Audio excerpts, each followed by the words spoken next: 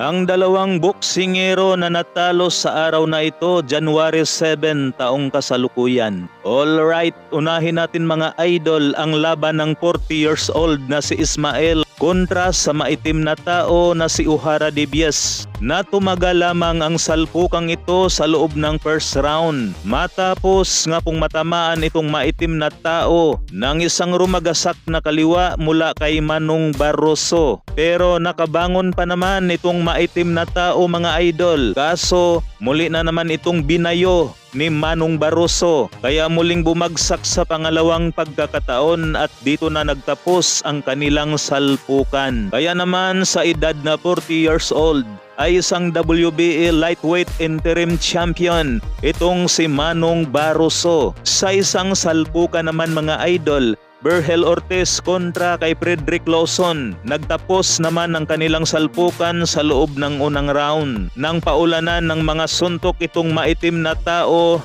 ni Ortiz. Bagamat napakaganda ang depensa nitong maitim na tao mga idol, pero nakakalusot pa rin ang ibang mga solid na patama itong si Berhel Ortiz na base naman sa aking nakikita sa labang ito ay hindi sapat para itigil ng kagwang at damulag na repere ang labang ito. Kaya maraming nagagalit dito sa repere na ito mga idol, pero ganun talaga, nangyari na ang dapat mangyari. Kaya balik na lang sa susunod na mas malakas. Ito naman ang ating update kay Cuadro Alas Janriel Casimero.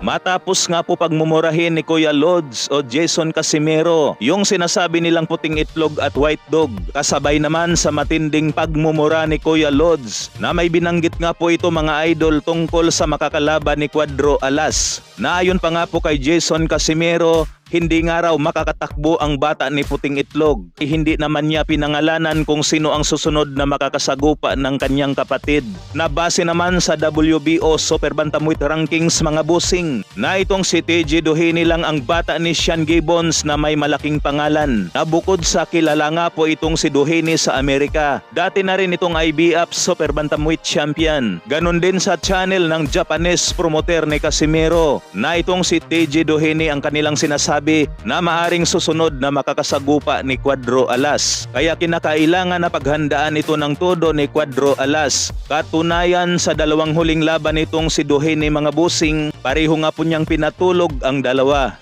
Pati ang Pinoy undefeated na nakabase sa Amerika na dating naka-sparring ni Naoya Inoue at kanyang pinagmamalaki na perfect player daw. Pero nang makalaban nga po ito ni TJ Doheny ay pinatulog lang sa unang rounds. Talaga namang napakalakas ang kamao nitong si Doheny mga busing, pero malambot ang panga. Kaya pag si Casimero ang tumama sa panga ni Doheny, malamang maging tete ang kalalabasan ng kanilang salpukan.